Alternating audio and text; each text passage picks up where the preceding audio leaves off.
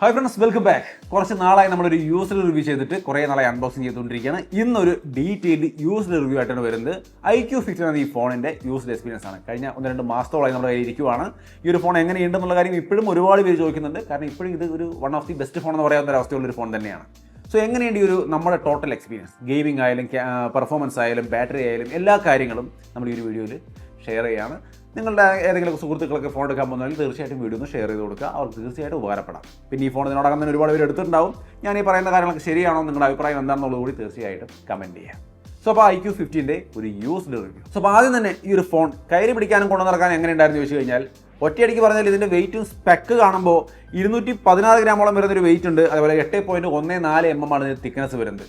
But നമുക്കത് അത്ര വലിയ ഇഷ്യൂ ആയിട്ട് തോന്നുന്നില്ല. കാരണം ഒരു നല്ല വെയിറ്റ് ഡിസ്ട്രിബ്യൂഷൻ ഇവർ ചെയ്തിട്ടുണ്ടെന്ന് തോന്നുന്നു. കയ്യിൽ പിടിക്കുമ്പോൾ നമുക്ക് അത്ര വലിയ ഭാരമുള്ളൊരു ഫോണെന്ന് കൊണ്ട് നടന്നൊരു ഫീലേ ഇല്ല. ഓക്കെയാണ്, വെയിറ്റ് ഇല്ല എന്നല്ല ഞാൻ പറയുന്നത്, ബട്ട് ഓക്കെയാണ്. നിങ്ങൾക്കത് ഒരു ബുദ്ധിമുട്ടായിട്ട് വരില്ല. നല്ല രീതിക്കാണ് ഇതിനെ ഡിസൈൻ ചെയ്തിരിക്കുന്നത്. ആൽഫ കളറാണ് നമ്മുടെ കയ്യിലിരിക്കുന്നത്. നിങ്ങൾക്ക് വേണമെങ്കിൽ ലെജൻഡ് കളർ ചൂസ് ചെയ്യാവുന്നതാണ്. പിന്നെ ഇതിനകത്ത് എനിക്ക് ഏറ്റവും നല്ലൊരു ഘടകമായിട്ട് തോന്നിയത് ഈ മോൺസ്റ്റർ ഹാലോ ലൈറ്റ് ഇത്തിരി യൂസ്ഫുൾ ആണ് കേട്ടോ. ഞാനിത് കുറച്ചധികം ഉപയോഗിച്ചു. അതായത് നമ്മളത് ഫുൾ ടൈം എനേബിൾ ചെയ്തിട്ട് തന്നെയാണ് ഉപയോഗിക്കുന്നത്. അതിന് ചുറ്റും ഒരു ലൈറ്റ് ഇങ്ങനെ തെളിയും. നിങ്ങളത് ഓൾറെഡി എടുത്തിട്ടുള്ള ആൾക്കാരുണ്ടെങ്കിൽ നിങ്ങളുടെ അഭിപ്രായം താഴെ കമൻറ്റ് ചെയ്യുക. നിങ്ങളത് ഉപയോഗിക്കുന്നുണ്ടോ? ഞാനത് ഓൺ ചെയ്തിട്ട് തീർച്ചയായിട്ടും ഉപയോഗിക്കുന്നത് നിങ്ങൾക്ക് ഇവിടെ കാണാം. അത് പല കളറിൽ ഇങ്ങനെ മിന്നും, നോട്ടിഫിക്കേഷനും മറ്റ് കോളിനും ഒക്കെ അത് മിന്നുന്നൊരവസ്ഥയുണ്ട്. രസമായിട്ട് തോന്നി. നല്ലൊരു ഘടകമായി എന്തായാലും. ഓവർവ്യൂ ഞാൻ ഓൾറെഡി കാണിച്ചിട്ടുള്ളതാണ് കേട്ടോ. അതായത് ഇതിൻ്റെ അൺബോക്സിംഗ് വീഡിയോ ഇവിടെ കൊടുക്കാം. ഡീറ്റെയിൽ ആയിട്ടുള്ള എല്ലാ കാര്യങ്ങളും അതിൽ പറയുന്നുണ്ട്. ഇത്തവണ ഞാൻ എല്ലാ കാര്യങ്ങളും ഇവിടെ കൊടുക്കുന്ന ഡീറ്റെയിൽ സ്പെക്ക് പറയില്ല. ഇതിൻ്റെ യൂസർ എക്സ്പീരിയൻസ് ആണ് പറയാൻ പോകുന്നത്. അപ്പോൾ താഴെ സ്പീക്കറിൽ type C port, nano SIM slot, just അതൊന്ന് കണ്ടിരിക്കുക. റൈറ്റ് സൈഡിൽ പവർ ബട്ടൺ, വോളിയം ബട്ടൺ, മുകളിൽ IR സെൻസർ അടക്കമുള്ള കാര്യങ്ങളുണ്ട്. ഡുവൽ സ്റ്റീരിയോ സ്പീക്കറിൻ്റെ സ്പീക്കർ കാണാം. Secondary noise microphone. പുറകിൽ ക്യാമറ മോഡ്യൂളിൻ്റെ ഒപ്പം ഞാൻ ഹാലോ ലൈറ്റിൻ്റെ കാര്യം പറഞ്ഞു. ഫ്രണ്ടിലെ display one of the best ആണ്, അതിലേക്ക് വരാം. പക്ഷേ in display fingerprint sensor കണ്ടോ, ultrasonic in display fingerprint സെൻസറാണ്. യാതൊരു വിഷയമില്ല. വളരെ സ്മൂത്തായിട്ടും ഫാസ്റ്റായിട്ടും വർക്ക് ചെയ്യുന്നുണ്ട്. ഇന്ന് വരെ ഒരു ഇഷ്യൂ ഇല്ല. പിന്നെ IP6869 തുടങ്ങിയ റേറ്റിംഗ് ഒക്കെ ഉണ്ട്. സോ ഡ്യൂറബിലിറ്റിക്കും പ്രശ്നമൊന്നുമില്ല. പിന്നെ ഈ സിം അടക്കം സപ്പോർട്ട് ചെയ്യുന്നുണ്ട്. ഡുവൽ നാനോ സിം പ്ലസ് ഈ സിം അടക്കം സപ്പോർട്ട് ചെയ്യുന്നുണ്ട്. ഡുവൽ സ്റ്റീരിയോ സ്പീക്കർ വന്നിട്ട് സിമെട്രിക്കൽ ആയിട്ടുള്ള നല്ല ഡുവൽ സ്റ്റീരിയോ സ്പീക്കറാണ്. ഞാൻ സൗണ്ട് ക്വാളിറ്റി ജസ്റ്റ് ഒന്ന് കേൾപ്പിച്ച് തരാം.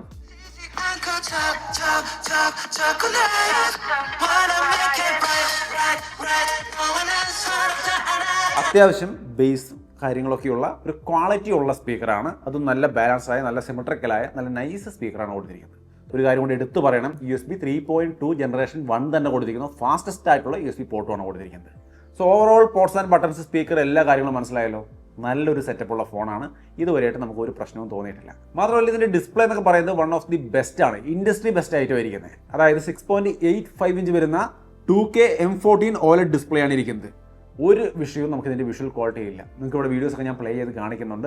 2600 നിറ്റ്സിൻ്റെ ഹൈ ബ്രൈറ്റ്നസ് മോഡാണ് വരുന്നത്. അതൊക്കെ നമുക്ക് ഇന്ത്യസ് ബ്രൈറ്റസ്റ്റ് ഡിസ്പ്ലേ എന്ന് പറയാം. ആ രീതിയിലുള്ള ഒരു സെറ്റപ്പാണ്. ഹൈ ബ്രൈറ്റ്നസ് മോഡാണ്. നിങ്ങൾ പീക്ക് ബ്രൈറ്റ്നസ് പലതും 3000 നിറ്റ്സ് 4000 നിറ്റ്സ് കേട്ടിട്ടുണ്ടാവും. But high brightness mode 2600 nits എന്ന് പറയുന്നത് റയറായിട്ട് കാണുന്നൊരു സംഭവമാണ്. ഫ്ലാഗ്ഷിപ്പ് ലെവൽ സംഭവങ്ങളാണ്. അങ്ങനെ ഇൻഡോർ വരുമ്പോഴും ബ്രൈറ്റ്നസ് ഒക്കെ പക്കാവായിട്ട് കുറയും, പുറത്തേക്കുമ്പോൾ പക്കാവായിട്ട് കൂടുകയും ചെയ്യും. കാരണം അതിൻ്റെ സെൻസറുകൾ അങ്ങനെയാണ്. ട്രിപ്പിൾ ലൈറ്റ് സെൻസറാണ് വരുന്നത്. അതുകൊണ്ടാണ് ആ ഒരു പക്കാവായിട്ടുള്ള ഒരു പെർഫോമൻസ് നമുക്ക് ഇതിൻ്റെ ബ്രൈറ്റ്നസ് അഡ്ജസ്റ്റ്മെൻറ്റ് കാര്യത്തിൽ വരുന്നത്. ഓട്ടോമാറ്റിക്കലി അതൊക്കെ ഭംഗിയായിട്ട് വർക്ക് ചെയ്തു. സോ ഇതുവരെയായിട്ട് നമുക്ക് ആ ഭാഗത്തൊന്നും ഒരു പ്രശ്നവും തോന്നിയില്ല. ഒപ്പം തന്നെ നെറ്റ്ഫ്ലിക്സിലൊക്കെ HDR, ഡോൾബി വിഷൻ, പ്രൈം വീഡിയോയിൽ HDR+, അങ്ങനെയുള്ള എല്ലാ ഘടകങ്ങളും സപ്പോർട്ട് ചെയ്യുന്നുണ്ട്. പിന്നെ ഒപ്പം തന്നെ ഈ പറഞ്ഞ ബ്രൈറ്റ്നസും കാര്യങ്ങളൊക്കെ ഇരിക്കുമ്പോൾ തന്നെയും ഒരു ചെറിയ ആൻറ്റി റിഫ്ലക്റ്റീവ് കോട്ടിങ്ങും കൂടിയും കൊടുത്തിട്ടുണ്ട്. സോ ആ റിഫ്ലക്ഷൻ്റെ അളവൊക്കെ കമ്പാരിറ്റീവ്ലി ഇത്തിരി കുറവാണ്. 120 ഹെർട്സിൻ്റെ ഡിസ്പ്ലേയുടെ പെർഫോമൻസ് പക്ക സ്മൂത്തുമാണ്. നോർമൽ യൂസിലാണെങ്കിൽ 120 ഹെർട്സ്, ഗെയിമിലേക്ക് വരുമ്പോൾ കഥ മാറും. 144 ഹെർട്സിൽ വരുന്ന 144 FPS വരുന്ന ഗെയിം കളിക്കാവുന്ന സെറ്റപ്പ് ഉണ്ട്. അതിനെക്കുറിച്ച് ഞാൻ ഗെയിമിൻ്റെ സെഷനിൽ പറയാം. സോ ഡിസ്പ്ലേ വന്നിട്ട് യാതൊരു വിഷയങ്ങളും ഇല്ലാത്ത നൈസ് ഡിസ്പ്ലേ ആയിരുന്നു. നല്ല എക്സ്പീരിയൻസ് ആയിരുന്നു. ഇനി ഇതിൻ്റെ മെയിൻ സംഭവം, ഒരുപാട് പേർക്ക് അറിയാൻ ആകാംക്ഷയുള്ളൊരു സംഭവം എന്ന് പറയുന്നത് ഇതിൻ്റെ ഗെയിമിംഗ് പെർഫോമൻസ് എങ്ങനെയുണ്ടായിരുന്നു ഇത്രയും ദിവസങ്ങൾ. ഇത് കഴിഞ്ഞ് വരുമ്പോൾ, ഇത്രയും 2 മാസം കഴിഞ്ഞ് എന്തെങ്കിലും വ്യത്യാസം ഉണ്ടോ എന്ന് ചോദിച്ചു കഴിഞ്ഞാൽ, പ്രധാനമായിട്ടും ഹീറ്റിംഗ് ഇഷ്യൂ ഉണ്ടോന്നാണ് ചോദിക്കുന്നത്. ഒരു വിഷയമില്ല. 8K VC കൂളിംഗ് സിസ്റ്റം ഇവർ കൊടുത്തിരിക്കുന്നത് India's largest single layer VC cooling system എന്ന രീതിയാണ്. അപ്പോൾ ഏറ്റവും ബെസ്റ്റ് ആയിട്ടുള്ളൊരു കൂളിംഗ് എക്സ്പീരിയൻസ് ഇതിനകത്തുണ്ട്. അതുകൊണ്ട് തന്നെ നമുക്ക് ഹീറ്റിങ്ങിൻ്റെ യാതൊരു പ്രശ്നവുമില്ല. ആദ്യം തന്നെ ഞാൻ അത് ക്ലിയർ ചെയ്യാണ്. പിന്നെ പെർഫോമൻസ്, അത് കിട്ടാവുന്നതിലേക്ക് ഏറ്റവും മികച്ച പ്രോസറാണ് ഇരിക്കുന്നത്. Snapdragon 8 Gen 5, LPDDR5X ultra Ram, UFS 4.1 storage. ഈ ടോട്ടൽ സ്പെക്ക് കേൾക്കുമ്പോൾ തന്നെ അറിയാം ഇത് ഇൻഡസ്ട്രി ബെസ്റ്റ് സെറ്റപ്പാണ്. അപ്പോൾ അതിൻ്റെ ഒരു ഗെയിമിംഗ് പെർഫോമൻസും കാരണം നിങ്ങൾക്ക് ഇവിടെ കാണാം. 4 മില്യൺ പ്ലസ് ആൻഡ്രോയിഡ് സ്കോറാണ് കമ്പനി പറയുന്നത്. ബട്ട് നമുക്കിവിടെ നമ്മുടെ ഡെസ്റ്റിമേറ്റ് ചെറിയ വ്യത്യാസം ഉണ്ടാകും, നമുക്കറിയാലോ. അങ്ങനെ വ്യത്യാസം വന്നാലും ഇവിടെ നിങ്ങൾക്ക് കാണാം 3.7 മില്യൺ ആൻഡ്രോയിഡ് സ്കോറാണ് നമുക്ക് കിട്ടുന്നത്. സോ അതുകൊണ്ട് തന്നെ ഗെയിമിംഗ് പെർഫോമൻസിൽ യാതൊരു വിഷയമില്ല. നിങ്ങൾക്ക് ഇവിടെ കാണാൻ തരത്തിലുള്ള നൈസ് ആയിട്ടുള്ള പെർഫോമൻസ് കിട്ടുന്നുണ്ട്.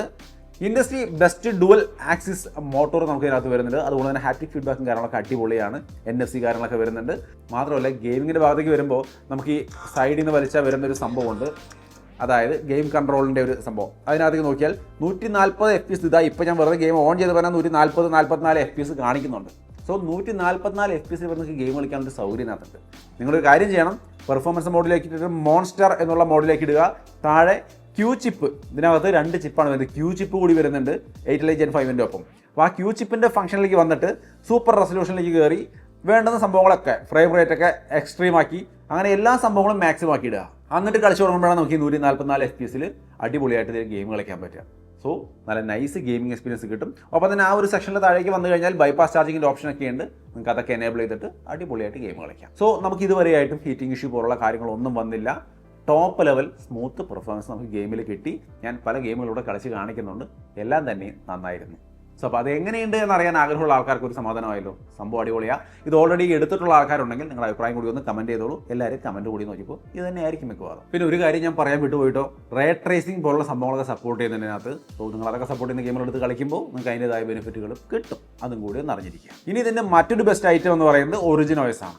ഒറിജിൻ OS ഓൾറെഡി ഭയങ്കര അപ്രീസിയേഷൻ എല്ലാ ഭാഗത്തും കിട്ടിക്കൊണ്ടിരിക്കുന്ന ഒരു OS ആണ്. നമുക്കും അത് തന്നെയാണ് പറയാനുള്ളത്. യാതൊരു വിഷയങ്ങളുമില്ല. എല്ലാ ഭാഗങ്ങളും ആപ്പ് ഓപ്പൺ ചെയ്തും മറ്റുമൊക്കെ ഞാൻ അവിടെ കാണിക്കുന്നുണ്ട്. നൈസായിട്ട് പെർഫോം ചെയ്യുന്നുണ്ട്. പുതിയ കൺട്രോൾ സെൻറ്ററും കാര്യങ്ങളൊക്കെ എനിക്ക് നല്ല രീതിക്ക് ഇഷ്ടപ്പെട്ടിട്ടുണ്ട്. ഈ ഒരു ഗ്ലാസ് പരിപാടിയൊക്കെ നൈസായിട്ടുണ്ട്. എന്തായാലും നിങ്ങൾ ഉപയോഗിച്ച ആൾക്കാർ എന്താണ് അഭിപ്രായം എന്നുള്ളത് തീർച്ചയായിട്ടും കമൻറ്റ് ചെയ്യുക. ഒറിജിൻ OSനെ കുറിച്ച് എനിക്ക് നല്ല അഭിപ്രായമാണുള്ളത്. നിങ്ങളുടെ അഭിപ്രായങ്ങൾ കമൻറ്റിൽ കാണുമെന്ന് ഞാൻ വിചാരിക്കുന്നു. പിന്നെ ഇതിൻ്റെ ഒപ്പം തന്നെ ഇവരുടെ ആൻഡ്രോയിഡ് അപ്ഡേറ്റ് ഓഫർ അടിപൊളിയാണ്. 5 വർഷത്തെ ആൻഡ്രോയിഡ് അപ്ഡേറ്റും 7 വർഷത്തെ സെക്യൂരിറ്റി അപ്ഡേറ്റും കമ്പനി ഓഫർ ചെയ്യുന്നുണ്ട്. അതൊക്കെ ടോപ്പ് ലെവലാണ്. പിന്നെ ഇതിനകത്ത് ഒറിജിൻ ഐലൻഡ് പോലുള്ള സംഭവം ഞാൻ പല വീഡിയോയിൽ കാണിച്ചുള്ള സംഭവമാണ്. നമ്മൾ എന്തെങ്കിലും ഒരു ഫയൽ ഇങ്ങനെ ക്ലിക്ക് ചെയ്തിട്ട് നമ്മളൊന്ന് ഡ്രാഗ് ചെയ്താൽ മതി. മുകളിലേക്ക് ചെല്ലുമ്പോൾ ഒറിജിൻ ഐലൻഡിൽ പല ആപ്പുകൾ വരും. അതിൽ ഏതിലേക്കാണ് വേണ്ടത് വെച്ചാൽ അങ്ങനെ സ്വൈപ്പ് ചെയ്താൽ ഇട്ട് കൊടുത്താൽ മതി.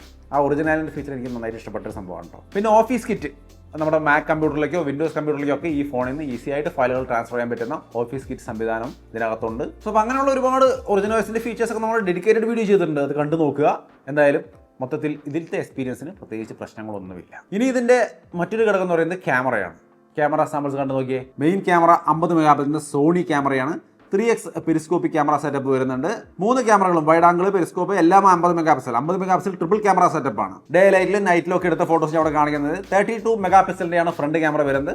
അതിൻ്റെ സാമ്പിളും ഞാൻ കാണിക്കുന്നുണ്ട്. എങ്ങനെയുണ്ടെന്ന് നോക്കിയിട്ട് നിങ്ങളുടെ അഭിപ്രായങ്ങൾ തീർച്ചയായിട്ടും കമൻറ്റ് ചെയ്യുക. ക്യാമറ നിങ്ങൾക്ക് ഇഷ്ടപ്പെട്ടോ എന്നുള്ളത് നിങ്ങൾ തന്നെ പറയണം. കാരണം അത് തികച്ചും പേഴ്സണൽ എക്സ്പീരിയൻസ് ആണ്. ചിലപ്പോൾ എനിക്ക് ഇഷ്ടപ്പെടുന്നത് നിങ്ങൾക്ക് ഇഷ്ടപ്പെടണമെന്നില്ല. വീഡിയോയിലേക്ക് വന്നു കഴിഞ്ഞാൽ 4K വീഡിയോ റെക്കോർഡിംഗ് ഫ്രണ്ട് ക്യാമറയിലും ബാക്ക് ക്യാമറയിലും സപ്പോർട്ട് ചെയ്യുന്നുണ്ട്. 60 FPS നിങ്ങൾക്ക് വീഡിയോ ഷൂട്ട് ചെയ്യാം. സാമ്പിളുകൾ ഞാൻ കാണിക്കുന്നുണ്ട്. മെയിൻ ക്യാമറയിൽ നമുക്ക് 8K വേണമെങ്കിലും റെക്കോർഡ് ചെയ്യാനുള്ള സൗകര്യമുണ്ട്. സോ നിങ്ങളുടെ ആവശ്യത്തിനനുസരിച്ച് നോക്കി ചൂസ് ചെയ്യാം. 8K വേണമെങ്കിൽ 8K 30 FPS നിങ്ങൾക്ക് വീഡിയോ ഷൂട്ട് ചെയ്യാൻ സാധിക്കും. ഞാനിവിടെ കാണിക്കുന്നതൊക്കെ 4K വീഡിയോ റെക്കോർഡിങ്ങിൻ്റെ സാമ്പിളുകളാണ്. കാരണം 8K അല്ല നമ്മുടെ വീഡിയോസ്, നിങ്ങൾക്ക് അതിൻ്റെ എക്സ്പീരിയൻസ് കിട്ടില്ല. സോ 4K വീഡിയോ ക്വാളിറ്റി ഇങ്ങനെയൊക്കെയാണ് ഇരിക്കുന്നത്. ഇത് നിങ്ങൾക്ക് ഇഷ്ടപ്പെട്ടുള്ള കാര്യം നിങ്ങളാണ് പറയേണ്ടത്. ഇനി ലാസ്റ്റ് ഇതിൻ്റെ പ്രധാനപ്പെട്ട മറ്റൊരു ഘടകം എന്ന് പറയുന്നത് എല്ലാമേ പ്രധാനപ്പെട്ട ഘടകമാണ്. എല്ലാമേ ഇവർ നന്നായിട്ട് കൊടുത്തിരിക്കുന്നത്. അതുകൊണ്ടുണ്ടോ പ്രധാനപ്പെട്ട പറഞ്ഞിരിക്കുന്നത് 7000 mAh ബാറ്ററി ഉണ്ട് ഇതിനകത്ത്. അതാണ് അടുത്ത പ്രധാനപ്പെട്ട ഘടകം. ഒപ്പം തന്നെ 100 വാട്ടിൻ്റെ ഫാസ്റ്റ് ചാർജിംഗ് ഉണ്ട്. 40 വാട്ടിൻ്റെ വയർലെസ് ചാർജിംഗ് ഉണ്ട്. റിവേഴ്സ് ചാർജിങ്ങും വരുന്നുണ്ട്. സോ ഒരുവിധം എല്ലാ ചാർജിങ് സെറ്റപ്പും കൊടുത്തിട്ടുണ്ട്. അതൊക്കെ ബെസ്റ്റായിട്ടും കൊടുത്തിട്ടുണ്ട്. അപ്പോൾ നല്ല ബാറ്ററി ലൈഫ് നമുക്ക് എന്നെ സംബന്ധിച്ച് ഞാൻ എന്നും ഗെയിം കളിക്കുന്ന ഭയങ്കരമായിട്ട് ഗെയിം കളിക്കുന്ന ഒരാളല്ല. അതുകൊണ്ട് തന്നെ 2 ദിവസത്തെ ബാറ്ററി സുഖമായിട്ട് ഓടി കിട്ടുന്നുണ്ട്. നിങ്ങൾക്കും അത് കിട്ടും. ഗെയിം കളിക്കുന്ന സമയത്ത് പിന്നെ അത് യൂസ് ചെയ്യുന്നതനുസരിച്ചായിരിക്കും അതെങ്ങനെയാണ് വരിക എന്നുള്ളത്. നമ്മൾ ഭയങ്കരമായിട്ട് മണിക്കൂർ കണക്കിന് കളിച്ചാൽ അതിനനുസരിച്ച് ബാറ്ററി വ്യത്യാസം വരും. ബട്ട് എന്നാലും 7000 mAh എന്ന് പറയുന്നത് ഇന്ന് ഇൻഡസ്ട്രിയിലെ ഏറ്റവും നല്ലൊരു ബാറ്ററി സെറ്റപ്പ് തന്നെയാണ്. പിന്നെ AI ഫീച്ചേഴ്സ് കാര്യങ്ങൾ ഇഷ്ടം പോലെയുണ്ട്. ഒറിജിൻ OS അല്ലേ, അതൊന്നും മിസ്സാവുന്നില്ല. കട്ടൗട്ട്, നമുക്ക് ഏതെങ്കിലുമൊക്കെ ഫോട്ടോസൊക്കെ വേണമെങ്കിൽ കട്ടൗട്ട് ചെയ്തെടുക്കുന്ന പരിപാടി, AI ഇറേസ്, ലൈവ് ടെക്സ്റ്റുകളൊക്കെ ഇമേജിൽ നിന്നൊക്കെ എക്സ്ട്രാക്ട് ചെയ്തെടുക്കുന്ന പരിപാടി, പിന്നെ AI call translation, circle to search, image expand ചെയ്യുന്ന പരിപാടി, ഗൂഗിൾ ജെമിനി നമ്മൾ ജസ്റ്റ് സൈഡ് ബട്ടൺ പ്രസ് ചെയ്യുമ്പോൾ അതൊക്കെ കയറി വരുന്ന പരിപാടി, ഇതൊക്കെ ഇതിനകത്തുണ്ട്. ഇതെല്ലാം ഞാൻ എക്സ്പ്ലെയിൻ ചെയ്യുന്നില്ല. ഇതൊക്കെ ഞാൻ അൺബോക്സിംഗ് വീഡിയോയിൽ വിശദമായിട്ട് പറഞ്ഞിട്ടുള്ളതാണ്. സോ ഈ പറഞ്ഞ എല്ലാ സംഭവങ്ങളും നൈസായിട്ട് വർക്ക് ചെയ്യുന്നു. സോ അപ്പോൾ മൊത്തത്തിൽ ഈ ഒരു ഫോണിൻ്റെ കാര്യങ്ങൾ പറയുമ്പോൾ നമുക്കിതിൽ നെഗറ്റീവായിട്ടൊന്നും പറയാനില്ല. എല്ലാമേ അടിപൊളിയായിട്ട് കൊടുത്തിട്ടുണ്ട്. കൊടുക്കാവുന്ന എൻ്റെ മാക്സിമം ഇതിൽ പെർഫോമൻസ് ആയാലും ഡിസൈനിലായാലും ഡിസ്പ്ലേയിലായാലും ബാറ്ററിയിലായാലും ഒക്കത്തിലും അടിപൊളി സംഭവങ്ങൾ കൊടുത്തിട്ടുണ്ട്.